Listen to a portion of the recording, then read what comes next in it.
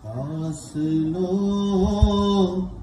کو تکلف ہے ہم سے اگر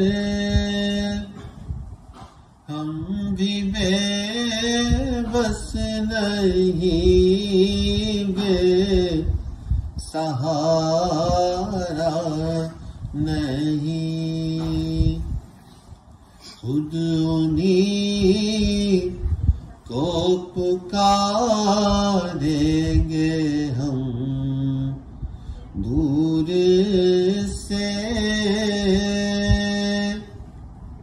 راستے میں اگر پاؤں تھک جائیں گے جیسے ہی سبز گنبد نظر آئے گا بندگی کا قرینہ بدل جائے گا سر جھکانے کی فرصت ملے گی کس سے خود ہی پلکوں سے سجدے ٹپک جائیں گے ہم مدینے میں تنہا نکل جائیں گے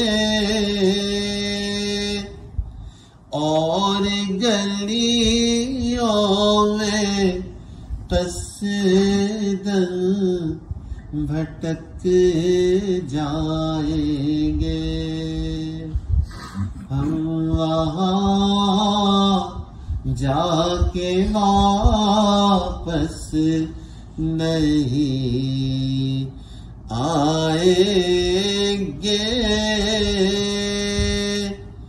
ڈھونڈتے ڈھونڈتے لوگ تھک جائیں گے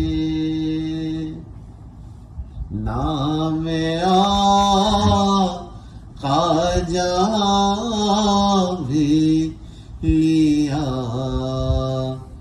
جائے گا ذکر ان کا جہاں بھی کیا جائے گا نام آقا جہاں بھی لیا جائے گا ذکر ان کا جہاں بھی کیا جائے گا نور ہی نور سینوں میں بھر جائے گا ساری محفل میں جلوے لپک جائیں گے ان کی چشم کرم کو ہے اس کی خبر کس مسافر کو ہے کتنا شوق سفر ان کی چشم کرم کو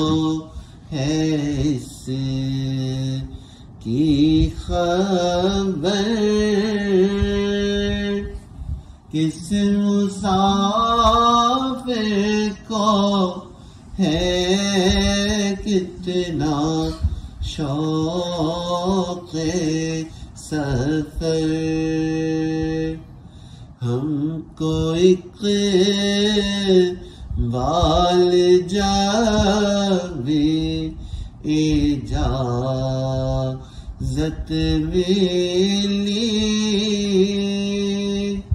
ہم بھی آقا کے دربار تک جائیں گے، ہم کو اقبال جاوی اجازت ملی، ہم بھی آقا کے دربار تک جائیں گے، فاصلوں کو تکلف ہے ہم سے اگر، ہم بھی بے بس نہیں بے سہارا نہیں۔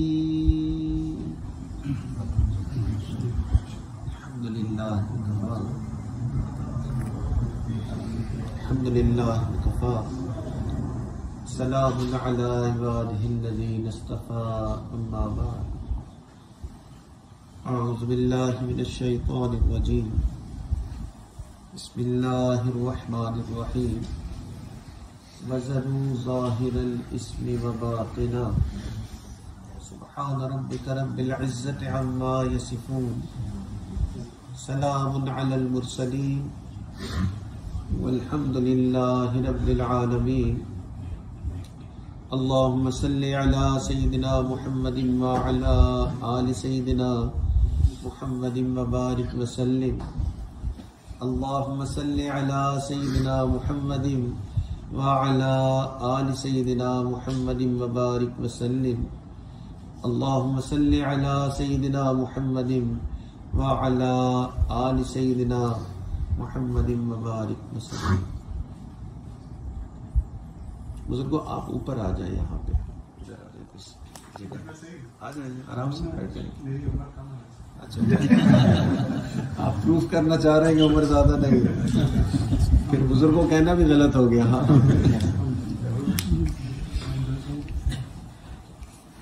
ارشاد باری تعالیٰ ہے، وَذَرُوا ظَاهِرَ الْإِثْمِ وَبَاطِنَهُ، چھوڑ دو وہ سارے گناہ جو تم ظاہر میں کرتے ہو اور وہ گناہ جو تم باطن میں کرتے ہو۔ قرآن پاک کی اس آیت سے پتہ چلتا ہے کہ گناہ دو قسم کے ہیں، ایک ظاہری گناہ ہے، ایک باطنی گناہ ہے۔ ظاہری گناہ ان گناہوں کو کہتے ہیں کہ گناہ کا کرنے والا اپنے گناہ کو دیکھ سکے۔ مثال کے طور پر شراب پینا ایک ظاہری گناہ ہے، گناہ کا کرنے والا اپنے گناہ کو دیکھ سکتا ہے۔ جوا کھیلنا ظاہری گناہ، گناہ کا کرنے والا اپنے گناہ کو دیکھ سکتا ہے۔ زنا کرنا ایک ظاہری گناہ ہے کہ گناہ کا کرنے والا اپنے اس گناہ کو دیکھ سکتا ہے۔ تو ظاہری گناہ ان گناہوں کو کہتے ہیں کہ انسان کی آنکھ اس گناہ کو دیکھ سکے، اور باطنی گناہ ان گناہوں کو کہتے ہیں کہ انسان کی آنکھ بھی اس گناہ کو نہ دیکھ سکے۔ مثال کے طور پہ تکبر ایک باطنی گناہ ہے۔ تکبر کیا ہے؟ کہ انسان اپنے دل میں یہ سوچتا ہے کہ میں دوسروں سے زیادہ بڑا ہوں، مجھے دوسروں پہ بڑی فضیلت حاصل ہے، چاہے وہ اس کو اپنے مال کی وجہ سے سمجھ رہا ہے کہ جی میں مالدار زیادہ ہوں تو میں دوسروں سے زیادہ افضل ہوں، یا میری تعلیم ایسی بڑی یونیورسٹی سے ہے کہ میں بس کٹ ابو دا بیسٹ، سب سے بہتر، یا اپنی فیملی بیک گراؤنڈ کی وجہ سے کہ جی فلاں خاندان سے میرا تعلق ہے تو میں دوسروں سے بہتر ہوں۔ حتیٰ کہ مشائخ نے فرمایا کہ اگر کوئی اپنی عبادت کی وجہ سے بھی یہ کہے کہ میں دوسروں سے بہتر ہوں، یہ بھی تکبر ہے۔ اگر کوئی شخص یہ سمجھے کہ دیکھو اس کا کیا حال ہے، یہ تو نمازیں بھی نہیں پڑھتا ہے، میں تہجد پڑھتا ہوں، تو اگر یہی دل میں آ گیا تو یہ بھی تکبر ہے۔ تو اب تکبر جو ہے یہ کوئی نظر آنے والا گناہ نہیں ہے، دل کے اندر کا ایک جذبہ ہے۔ تو دل کے اندر کے جذبے ہونے کی وجہ سے چھوٹا گناہ نہیں ہے، بلکہ گناہوں میں سب سے بڑا گناہ۔ نبی علیہ الصلوۃ والسلام نے فرمایا لا يدخل الجنہ من کان فی قلبہ مثقال ذرۃ من کبر، وہ شخص تو جنت میں ہی داخل نہیں ہوگا جس کے دل میں اتنا سرائے کے دانے کے برابر تکبر۔ تو پتہ چلا کچھ گناہ ظاہری ہوتے ہیں، آنکھ جن کو دیکھ سکتی ہے، اور کچھ گناہ باطنی ہے جن کو آنکھ بھی نہیں دیکھ سکتی، بس دل کے اندر کا ایک جذبہ ہے، اس جذبے پہ انسان کو گناہ مل رہا ہوتا ہے۔ اسی طرح حسد بھی ایک جذبہ ہے، حسد بھی ایک گناہ ہے۔ اور حسد ہے کیا؟ حسد یہی ہے کہ انسان دوسروں کو ترقی کرتے ہوئے نہیں دیکھ سکتا ہے، دوسروں کی پروموشن ہوتے ہوئے نہیں دیکھ سکتا ہے، دوسروں کا اچھا گھر نہیں دیکھ سکتا ہے، دوسرے کی اچھی گاڑی نہیں دیکھ سکتا ہے، دوسرے کی اچھی اولاد نہیں دیکھ سکتا ہے، یا دوسرے کے ساتھ جو اچھا ہو رہا ہے اس کو دیکھ کے اس کو پریشانی ہوتی ہے کہ اس کے ساتھ اچھا کیوں ہو رہا ہے۔ ابھی کوئی نظر آنے والی چیز ہے، دل کے اندر ہی جذبہ ہے نا کہ دوسرے کا اچھا گھر دیکھ کے آپ کہتے ہیں کہ یار یہ کیوں اس کے ساتھ اچھا ہو رہا ہے۔ نظر آنے والی چیز تو نہیں ہے مگر ہے اتنا بڑا گناہ۔ اللہ اکبر۔ اللہ کے پیارے محبوب نے فرمایا حسد اور ایمان ایک دل میں جمع نہیں ہو سکتا، یعنی دل میں یا ایمان ہوگا اور اگر حسد ہوگا تو پھر ایمان نہیں ہوگا۔ اللہ، تو کچھ گناہ ظاہری ہیں جن کو آنکھ دیکھ سکتی ہے، اور کچھ گناہ باطنی آنکھ نہیں دیکھ سکتی، دل کے اندر چھپے ہوئے جذبے ہیں۔ اسی طرح ریا بھی ایک چھپا ہوا جذبہ ہے۔ ریا کیا ہے کہ انسان عبادت تو کرتا ہے مگر ساتھ ساتھ چاہتا یہ ہے کہ لوگ اس عبادت پہ اس کی بڑی تعریفیں کریں، اور یہ اتنا بڑا گناہ کہ نبی علیہ الصلوۃ والسلام نے فرمایا کہ جس نے عبادت کی دکھلاوے کے لیے، ریا کے لیے عبادت کی، اس نے شرک کر دیا۔ تو کچھ گناہ ظاہری، کچھ گناہ باطنی جو آنکھ کو نظر نہیں آتے۔ اللہ رب العزت فرما رہے ہیں وَذَرُوا ظَاهِرَ الْإِثْمِ وَبَاطِنَهُ، چھوڑ دو وہ سارے گناہ جو تم ظاہر میں کرتے ہو اور وہ گناہ جو تم باطن میں کرتے ہو۔ ہماری نظر میں اللہ کا ولی کئی مرتبہ وہ ہوتا ہے جو کوئی ایکسٹرا سپر نیچرل قسم کی چیز کر کے دکھاتے ہیں، یعنی کہ تھوڑا سا فیوچر کی کوئی بات بتا دے تو ہم کہتے ہیں ہاں یہ شاید اللہ کا ولی ہے۔ ہماری ڈیفینیشن یہ بن چکی ہے، یا دیوار کے پیچھے کیا ہے ادھر ہی بیٹھے بیٹھے بتا دیں، ہم کہیں گے ہاں جی اس نے دیوار کے پیچھے بتا دیا کہ کیا ہے، یہ اللہ کا ولی ہے۔ تو کوئی ایسی سپر ہیومن چیز کر کے کوئی دکھا دے تو ہم کہتے ہیں کہ جی یہ شاید اللہ کا ولی ہے، یہ ہماری تعریف ہے اللہ کے ولی کی۔ اللہ کے ولی کی ایک تعریف اللہ نے بھی قرآن میں کی ہے کہ کون اللہ کا ولی ہے۔ اللہ تعالیٰ نے فرمایا الا ان اولیاء اللہ لا خوف علیہم ولا هم يحزنون الذین آمنوا وکانوا یتقون، کہ جان لو کہ اللہ کا ولی وہ ہے، اللہ کے اولیاء وہ ہیں، نہ ان کے اوپر کوئی خوف ہے نہ کوئی غم ہے، یہ وہ لوگ ہوتے ہیں جو ایمان لاتے ہیں اور گناہوں سے بچتے ہیں۔ تو جو گناہ سے بچ گیا وہ اللہ کا ولی ہے، چاہے اس دیوار کے پیچھے نہیں دیکھ سکتا ہے، یا اڑ نہیں سکتا ہے، یا پانی میں چل نہیں سکتا ہے۔ اللہ کا ولی بننے کے لیے یہ ضروری نہیں ہے، اللہ کا ولی بننے کے لیے گناہ چھوڑنا ضروری ہے۔ تو اللہ تعالیٰ چاہتے ہیں کہ انسان گناہ چھوڑے۔ دیکھیے گناہ ایک نجاست ہے، جیسے باقی اور نجاستوں میں بدبو ہے نا، گناہ میں بھی بدبو ہے۔ ہم اور آپ اس بدبو کو محسوس نہیں کر سکتے مگر یہ بدبو اپنی جگہ موجود ہے۔ حدیث پاک میں آتا ہے جب کوئی شخص جھوٹ بولتا ہے نا، یہ جھوٹ بولنے والا گناہ کرتا ہے، اس کے منہ سے ایسی بدبو خارج ہوتی ہے کہ رحمت کے فرشتے اس سے میلوں دور چلے جاتے ہیں۔ اللہ پتہ چلا اندر بدبو ہے. حدیث پاک میں آتا ہے کہ جب کوئی بہت گناہگار شخص فوت ہوتا ہے تو روح قبض کرنے والے جو فرشتے ہوتے ہیں وہ اس گناہگار کے گناہوں کی بدبو سے اس کو پہچانتے ہیں، اور جس وقت اس کی روح قبض کرتے ہیں اس وقت سے اس کو سزا دینا شروع کر دیتے ہیں. تو پتہ چلا کہ گناہ کے اندر بدبو ہے، ہم اور آپ اس کو محسوس نہیں کر سکتے. اللہ کے کچھ ایسے نیک بندے بھی گزرے ہیں جو گناہ کی بدبو کو محسوس کر لیتے ہیں. چنانچہ مشہور واقعہ حضرت عثمان رضی اللہ عنہ کا دور خلافت ہے، اور حضرت عثمان اپنے اصحاب کے ساتھ تشریف فرما ہے، اور باہر سے ایک بندہ آیا اور آ کر بیٹھا آپ کی مجلس میں. جیسے ہی آ کے بیٹھا آپ نے فرمایا کیا ہو گیا ہے لوگوں کو، ہماری مجلس میں آتے ہیں اور ان کی آنکھوں سے زنا ٹپک رہا ہوتا ہے. جیسے ہی حضرت نے یہ بات کی وہ بندہ اٹھ گیا اور اس نے معافی مانگی کہ حضرت معاف کر دیں، آپ صحیح فرما. آپ کی مجلس میں آ رہا تھا اور یہ نگاہ جو ہے یہ نامحرم پہ پڑ گئی. اللہ تو چلا گناہ میں بدبو ہے، ہم اور آپ اس کو محسوس نہیں کر سکتے، اگر اللہ کے کچھ نیک لوگ ہیں جو اس بدبو کو محسوس کر لیتے ہیں. دیکھیے کچھ چیزیں جلدی خراب ہو جاتی ہیں، کھانے پینے کی چیزیں، کچھ چیزیں بڑی دیر سے جا کے خراب ہوتی ہیں. گھر میں سالن بنے گا اور آپ کے ڈیلس کی اگر گرمی ہے نا تو ایک آدھ دن میں سالن جو ہے وہ خراب ہو جائے گا اگر آپ فریج میں نہیں رکھیں گے تو. مگر اسی کچن کے اندر نمک پڑا رہے گا اور مہینوں پڑا رہے گا تو خراب نہیں ہوگا.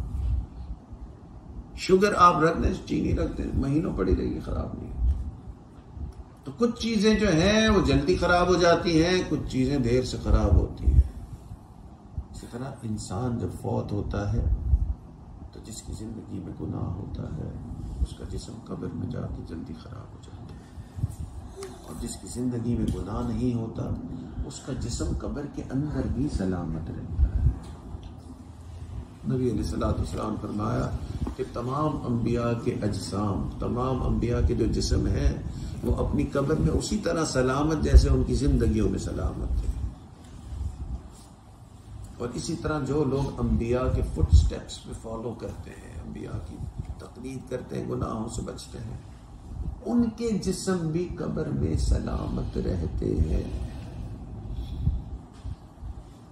واشنگٹن ڈی سی میں ایک بڑا زبردست سائنس میوزیم ہے، اسمتھسونین سائنس میوزیم.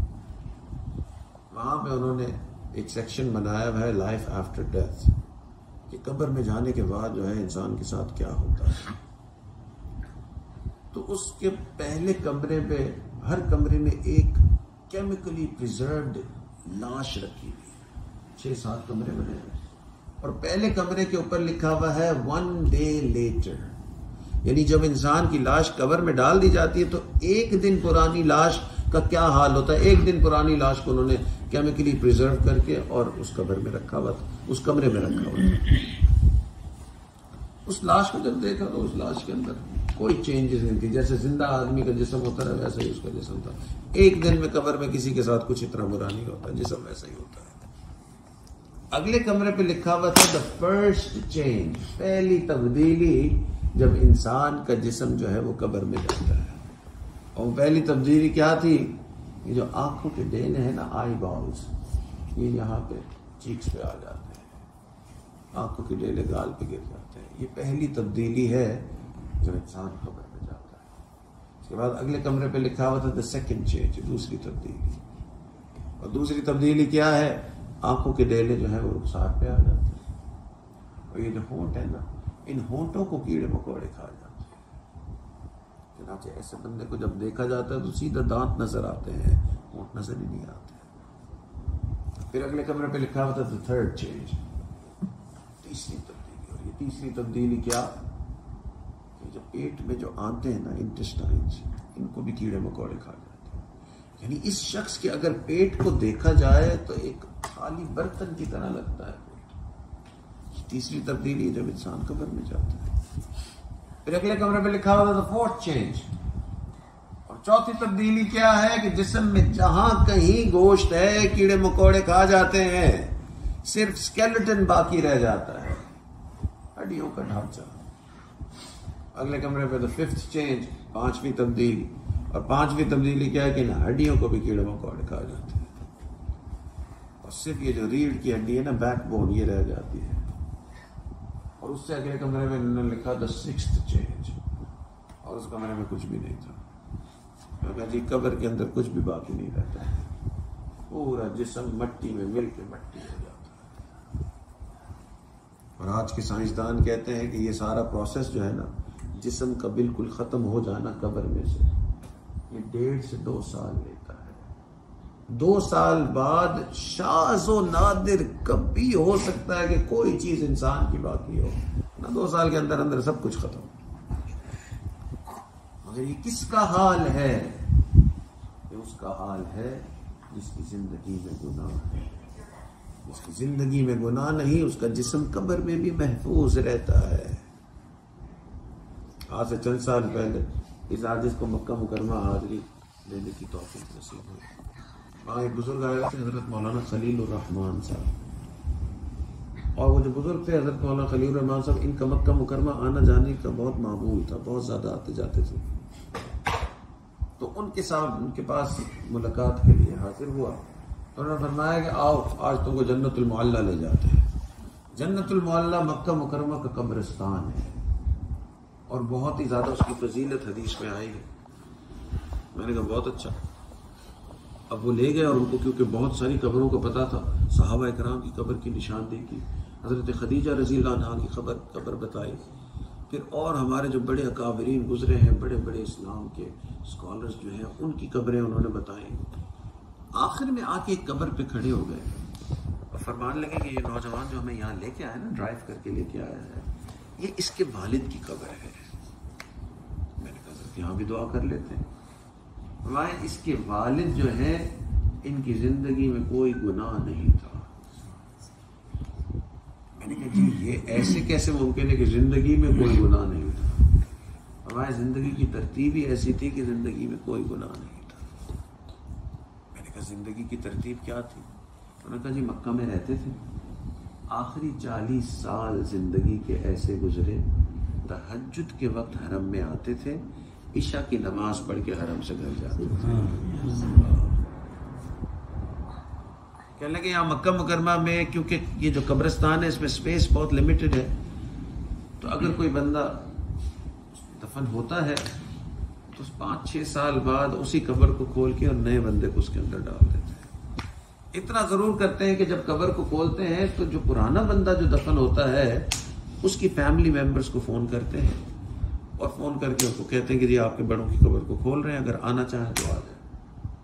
کہنے لگے کہ اس نوجوان کے والد کی قبر کو کھولنے لگے تو ان کو بھی فون آیا، جی آپ کے بڑوں کی قبر کو کھول رہے ہیں، اگر آپ آنا چاہیں تو آ جائیں. انہوں نے کہا، حضرت نے کہا مولانا خلیل الرحمان صاحب کہ میں بھی اس وقت مکہ مکرمہ میں تھا، تو ان کا بیٹا بھی گیا اور میں بھی ادھر آیا، جنت المعلی قبرستان آیا. ہم دونوں جب پہنچے تو انہوں نے قبر کو کھولا ہی نہیں تھا. ہم نے ان سے پوچھا کہ جی آپ نے قبر نہیں کھولی؟ انہوں نے کہا جی قبر تو کھولی تھی، اندر تو جو بزرگ تھے ان کا جسم بھی سلامت، ان کا کفن بھی سلامت تھا. تو جس کی زندگی میں گناہ نہیں، اللہ تعالیٰ قبر میں بھی اس کا جسم محفوظ فرمائے. دیکھیں کتنی ہی کامیابی سے ہم گناہ کیوں نہ کر لیں، کسی کو پتہ ہی نہ چلے. یہ گناہ ہے ایسی چیز کہ اس گناہ نے انسان کو پریشان کرنا ہی ہے. یہ قرآنی فیصلہ ہے. اللہ تعالیٰ فرما رہے ہیں من یعمل سوءا یجز بہ، جو کوئی غلط کام کرے گا اس کو اس کی جزا مل کے رہے گی. اس لیے علماء نے گناہوں کے اثرات لکھے ہیں، اور گناہ کا پہلا اثر علماء نے یہ لکھا ہے کہ گناہ کی وجہ سے انسان کی عزت میں کمی آتی ہے.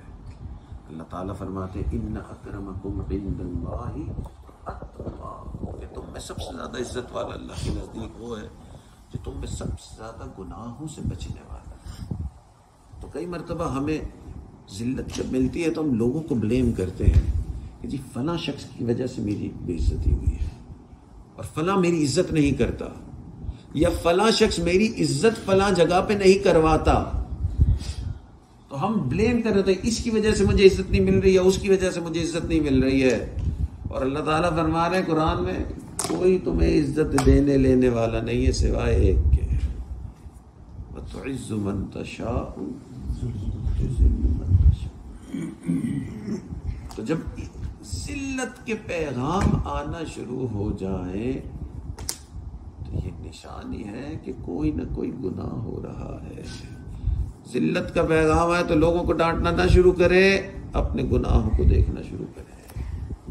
تو گناہ کے 5 بڑے اثرات علماء نے لکھے ہیں. اور پہلا اثر یہ کہ گناہ کی وجہ سے انسان کی عزت میں کمی آتی ہے، اور دوسرا اثر یہ ہے کہ گناہ کی وجہ سے انسان کو عبادت سے محروم کر دیا جاتا ہے. یہ جو اللہ رب العزت کی عبادت ہے نا، یہ اللہ سے ملاقات ہے. اور بادشاہوں سے ملاقات بڑی سعادت ہوتی ہے. آج ملک کا پریزیڈنٹ ہم سے ملنا چاہے وہ کافر ہی کیوں نہ ہو، پورے ہم اپنے ہر دوست کو بتائیں گے کہ جی president wants to meet me, he wants to talk to me. بتائیں گے نا، ہر ایک کو بتائیں گے. ہمیں اتنا بڑا یہ آنر لگتا ہے.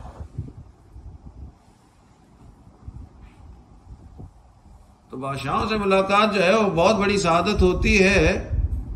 اور اسی طرح اللہ رب العزت جو ہر بادشاہ سے بھی بڑے بادشاہ، اللہ کی بادشاہت کا اللہ اکبر. میں تو یہ سمجھتا ہوں پچھلے دور میں ہم اندازہ بھی نہیں لگا سکتے تھے. بہت سارے لوگ اندازہ نہیں تھا کہ کتنا بڑا یہ بادشاہ ہے، جتنا اب پتہ چلتا ہے کہ وہ کتنا بڑا بادشاہ ہے. آج کا سائنسدان بتاتا ہے کہ جو دنیا ہے سورج اس سے 13 لاکھ گنا بڑا، 1.3 million times the size of the earth. آپ سوچیں کہ اللہ نے اتنا بڑا یہ سورج بنایا، اس سورج کے سامنے یہ دنیا اتنا سا بال لگتی ہے. اتنا بڑا سورج جس نے بنایا ہے اللہ اکبر. آج کا سائنسدان کہتا ہے کہ یہ سورج جو ہے یہ خلا کے اندر ایک ستارہ ہے، اور ایسے 600 سے 800 ارب 600 to 800 بلین ایسے ستارے جو ہیں، ایسے پلانٹس نہیں، دنیا کے نہیں، یہ سورج جیسے 600 سے 800 ارب ایسے ستارے اس گیلیکسی میں موجود ہیں جس کو ہم ملکی وے گیلیکسی کہتے ہیں. کتنا بڑا یہ بادشاہ.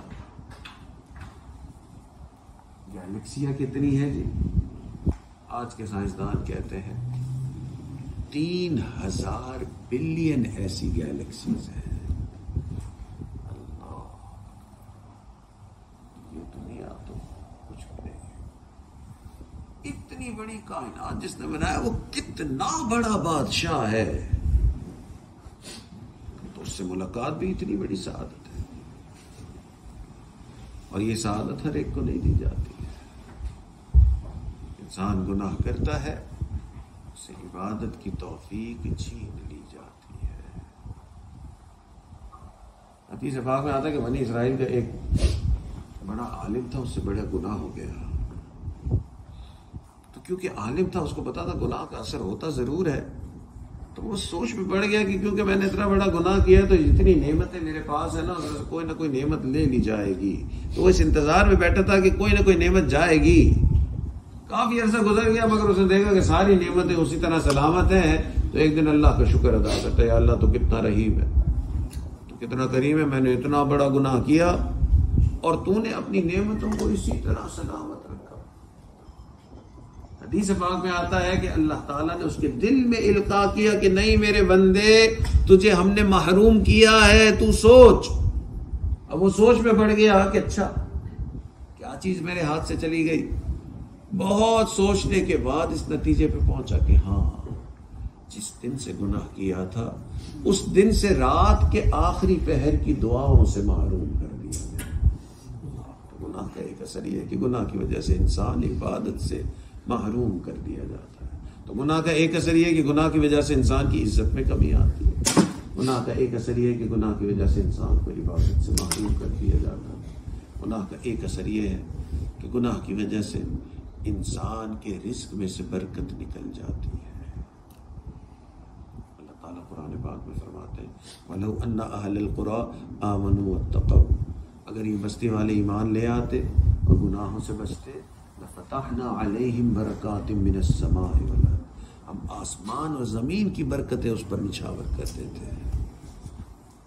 تو گناہ کا ایک اثر یہ ہے کہ گناہ کی وجہ سے انسان کی برکتیں ختم ہو جاتی ہیں، رزق میں سے برکتیں نکل آتی ہیں۔ اور گناہ کا ایک اثر یہ بھی ہے کہ گناہ کی وجہ سے انسان کے سامنے جو مخلوق ہے وہ نافرمان ہو جاتی ہے۔ مسلمانوں کے بہت بڑے مفسر گزرے ہیں اور بہت بڑے محدث بھی تھے، ان کا نام تھا مجاہد ابن اوس رحمۃ اللہ علیہ۔ وہ فرماتے تھے کہ یہ میری زندگی کا تجربہ ہے کہ جس دن میں گناہ کرتا ہوں اس دن میں اپنی آنکھوں سے یہ چیز دیکھتا ہوں کہ یا میری بیوی یا میرے بچے یا میرا غلام یا میری سواری، ان میں سے کوئی نہ کوئی میری نافرمانی ضرور کرتا ہے۔ تو گناہ کا ایک اثر یہ ہے کہ گناہ کی وجہ سے مخلوق نافرمان ہو جاتی ہے۔ کئی مرتبہ ہم کہتے ہیں کہ جی بچے افلاطون بنے ہوئے ہیں، بچے افلاطون نہیں ہیں، ہم اللہ کے حکموں کے سامنے افلاطون بنتے ہیں، بچے ہمارے سامنے افلاطون۔ وہ کہتے ہیں جی بیوی بات نہیں مانتی، کہ بیوی نہیں ہے جو بات نہیں مانتی۔ ہم اللہ کے حکموں کو نہیں مانتے، مخلوق ہماری باتوں کو نہیں مانتے۔ تو گناہ کا ایک اثر یہ ہے کہ گناہ کی وجہ سے انسان کی عزت میں کمی، گناہ کا ایک اثر یہ ہے کہ گناہ کی وجہ سے انسان کو عبادت سے محروم کر دیا جاتا ہے، گناہ کا ایک اثر یہ ہے کہ گناہ کی وجہ سے انسان کے رزق میں سے برکت نکل جاتی ہے، اور گناہ کا ایک اثر یہ ہے کہ گناہ کی وجہ سے مخلوق نافرمان ہو جاتی ہے، اور گناہ کا ایک اثر یہ بھی ہے کہ گناہ کی وجہ سے انسان پر نا ختم ہونے والی پریشانی آتی ہے۔ اللہ تعالیٰ قرآن پاک میں فرماتے ہیں وَمَن يَتَّقِ اللَّهَ يَجْعَل لَّهُ مَخْرَجًا، جو کوئی تقوی اختیار کرتا ہے، جو کوئی گناہ سے بچتا ہے، اللہ تعالیٰ اس کے لیے ہر تنگی میں سے راستہ نکال دیتے ہیں۔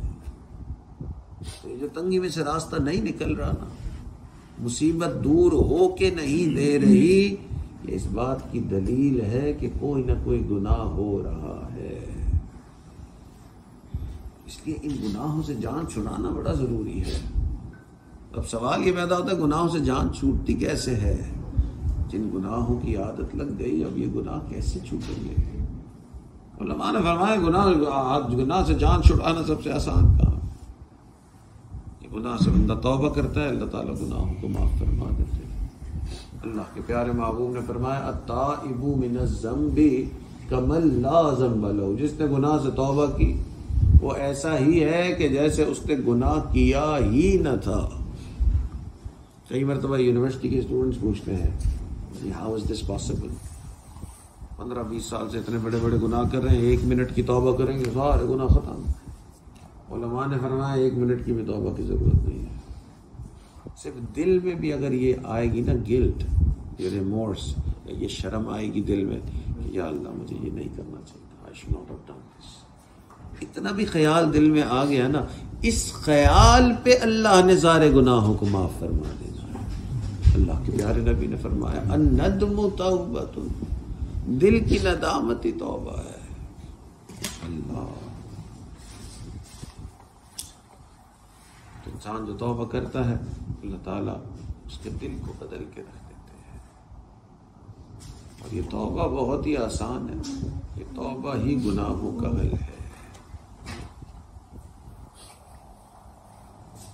آج کے زمانے میں کمپیوٹر کا زمانہ ہے، اور کمپیوٹرز میں چھوٹے چھوٹے لیپ ٹاپس ہوتے ہیں، بڑی بڑی فائلز ہوتی ہیں، میگا بائٹس کی اور گیگا بائٹس کی، اور ان فائلز کا اگر پرنٹ آؤٹ نکالا جائے تو یہ پورا گھر بھر جائے گا، اور اتنی بڑی فائلز کو ڈیلیٹ کرنے کے لیے ایک ڈیلیٹ کا بٹن دبایا جاتا ہے اور ساری فائل ڈیلیٹ ہو جاتی ہے۔ اسی طرح انسان کی بھی بڑی بڑی گناہوں کی فائلز ہوتی ہیں، اور انسان ایک توبہ کا بٹن دباتا ہے اللہ تعالیٰ ساری فائل کو ڈیلیٹ کر دیتے ہیں۔ اس لیے مومن کو چاہیے کہ خوب توبہ کرے، صبح توبہ، شام توبہ، لب پہ میرے مدام توبہ۔ صبح توبہ شام توبہ، لب پہ میرے مدام توبہ، بے اثر ہو یا با اثر ہو اپنے کرنے کا کام ہی توبہ۔ مومن کی کرنے کا کام توبہ ہے، توبہ کرتا جائے گا وہ اللہ کے یہاں کامیاب ہوتا جائے گا۔ حدیث پاک میں آتا ہے کہ نبی علیہ الصلوۃ والسلام گفتگو فرما رہے تھے، صحابہ اکرام تشریف فرما تھے اور گناہ کے اوپر اور توبہ کے اوپر گفتگو تھی۔ ایک صحابی کو اپنے گناہ یاد آئے، انہوں نے زور سے رونا شروع کر دیا، چیخ چیخ کے رونا شروع کر دیا۔ اب دوسرے جو صحابہ کرام تھے ان کو محسوس ہوا کہ اللہ کے نبی جب آواز فرما رہے ہیں یہ اتنی زور سے چیخ رہا ہے، تو آپ نے کچھ صحابہ کرام نے ان کو ڈانٹا کہ اللہ کے بندے چپ کر، اتنی زور سے کیا چیخ رہا ہے؟ نبی علیہ الصلوۃ والسلام نے ان کو روک دیا، اس رونے والے کو نہ روکو، اس نے ایسی توبہ کی ہے اگر اس کی توبہ کو تم سب پر تقسیم کیا جائے اللہ تعالیٰ تم سب کے سارے گناہوں کو معاف فرما دے گا۔ جب انسان سچے دل سے توبہ کرتا ہے اللہ کی رحمت چھم چھم برستی ہے۔ مومن کا کام توبہ ہے۔ رمضان المبارک کا مہینہ آ رہا ہے اور اگر اس مہینے کو غور سے دیکھا جائے تو یہ مہینہ بھی توبہ کا مہینہ ہے۔ نبی علیہ الصلوۃ والسلام نے فرمایا، مدینہ منورہ کے قریب ایک قبیلہ تھا، اس کا نام بنو کلب تھا۔ بنو کلب اپنی بکریوں کی وجہ سے مشہور تھا۔ ہر بندے کے پاس سینکڑوں ہزاروں بکریاں تھیں، یعنی پورے قبیلے میں ہزاروں لاکھوں بکریاں تھیں۔ اور اللہ کے پیارے محبوب نے فرمایا کہ رمضان المبارک کی ہر رات میں اللہ رب العزت اتنے لوگوں کی مغفرت فرماتے ہیں جتنا بنو کلب قبیلے کی بکریوں کے بال ہوں گے۔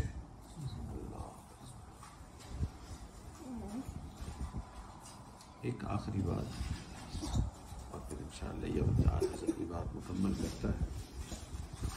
حدیث پاک میں آتا ہے کہ قیامت کے دن ایک بندہ جہنم میں ڈال دیا جاتا ہے، اس شخص کے کوئی نیک اعمال نہیں تھے، یعنی ایک بھی نیک عمل تھا ہی نہیں۔ اللہ رب العزت اس کو جہنم میں ڈال دیا، جہنم میں جاتا ہے، اس کو عذاب ملتا ہے، مگر اس کا عذاب اس وقت اور بڑھ جاتا ہے جب وہ یہ دیکھتا ہے کہ جہنم کے اندر کچھ لوگ ایسے ہیں کہ ان کے جاننے والے کچھ نیک لوگ آتے ہیں، ان کی شفاعت کرتے ہیں اور ان کو جہنم سے نکال کے جنت میں لے جاتے ہیں۔ تو وہ اپنے آپ کو کوستا ہے کہ نہ میرا کوئی عمل ایسا جو میری شفاعت کرے، نہ میرا کوئی جاننے والا ایسا نیک شخص جو میری شفاعت کرے۔ اس بات پہ وہ اتنی حسرت کرتا ہے کہ اس کا عذاب اور بڑھ جاتا ہے۔ اس حالت میں اس جہنمی کی پلکوں کا ایک بال اللہ کے حضور حاضر ہوتا ہے اور وہ جا کے اللہ سے کہتا ہے یا اللہ میں اس جہنمی کی پلکوں کا ایک بال ہوں، اور اے اللہ میں یہ گواہی دیتا ہوں اس کی پوری زندگی میں اس کو ایک مرتبہ اپنے گناہ پہ شرمندگی ہوئی، اس نے ایک مرتبہ توبہ کی پوری زندگی میں، اور اے اللہ اس ایک مرتبہ توبہ کرنے میں اس کی ایک آنکھ میں سے ایک آنسو نکلا، بس ایک آنسو نکلا، اس ایک آنسو کی وجہ سے یا اللہ میں ایک بال تر ہو گیا۔ حدیث پاک میں آتا ہے کہ اللہ رب العزت اس بال کی گواہی کو قبول فرمائیں گے اور اس جہنمی کو جہنم سے نکال کے جنت میں ڈالیں گے۔ اللہ، جس نے توبہ کر لی وہ بچ گیا۔ نبی علیہ الصلوۃ والسلام فرمایا کہ کل بنی آدم خطاء، آدم علیہ السلام کی اولاد ساری کی ساری خطا کار ہے، وخیر الخطائین التوابون، سب سے بہترین خطا کار وہ ہے جو توبہ کرتا ہے۔ ہمیں بھی چاہیے کہ آج کی اس مجلس میں اور آئندہ آنے والے اس مبارک مہینے میں خوب توبہ کریں۔ آج کی رات یہاں 15 شعبان کی رات ہے، 15 شعبان کی رات بھی توبہ کی رات ہے۔ 17 سے زیادہ صحابہ کرام کے ذریعے سے یہ حدیث منقول ہے کہ اس رات میں صحابہ کرام اور نبی علیہ السلام کی عبادت کرتے تھے، اور اس رات میں انسان کی توبہ اللہ جلدی قبول فرماتے ہیں۔ توبہ کرنے کی رات ہے، اللہ نے ایک موقع دیا ہے، اس موقع سے فائدہ اٹھانا ضروری ہے۔ اللہ تعالیٰ ہمیں اپنے بخشے ہوئے گناہ گاروں کی قطع الحمدللہ رب العالمین۔ دعا سے پہلے تھوڑی دیر کے لیے سب حضرات آنکھوں کو بند کر لیں، سر کو جھکا لیں۔ دنیا اور جو کچھ دنیا میں ہے اس سے کٹ کے اللہ کی یاد میں ڈوب جائیں۔ تھوڑی دیر کے لیے اپنے دلوں میں اللہ کو یاد کر لیں، آنکھوں کو بند کر لیں، سر کو جھکا لیں۔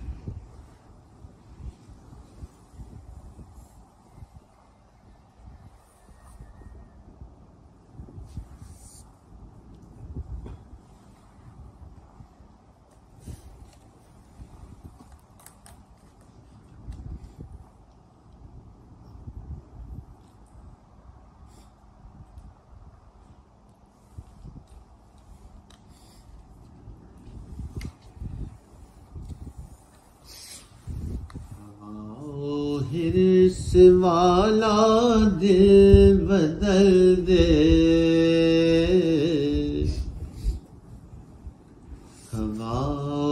حرص والا دل بدل دے، میرا غفلت میں ڈوبا دل بدل دے، بدل دے دل کی دنیا، دل بدل دے، بدل دے دل کی دنیا، دل بدل دے، کرم فرما خدایا دل بدل دے، گناہگاری میں کب تک عمر کاٹوں، گناہگاری میں کب تک عمر کاٹوں، بدل دے میرا رستہ، دل بدل دے، سنوں میں نام تیرا دھڑکنوں میں، سنوں میں نام تیرا دھڑکنوں میں، مزہ آ جائے مولا دل بدل دے، کروں قربان اپنی ساری خوشیاں، کروں قربان اپنی ساری خوشیاں،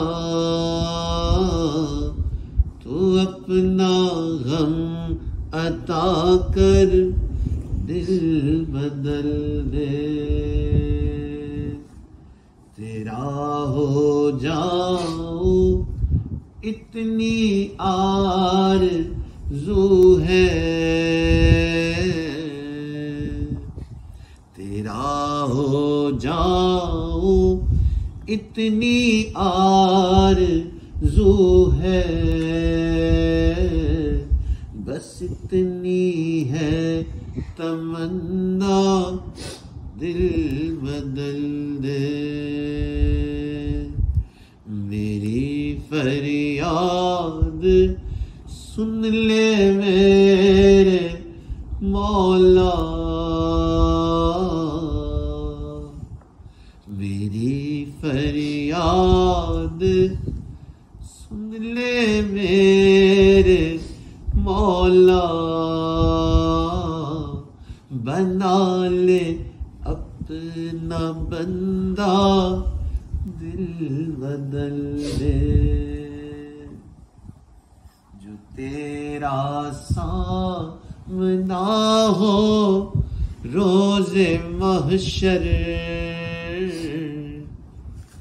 جو تیرا سامنا ہو روز محشر، تو دیکھے مسکرا کر دل بدل دے، ہوا و حرص والا دل بدل دے، میرا غفلت میں ڈوبا دل بدل دے، میرا غفلت میں ڈوبا دل بدل دے۔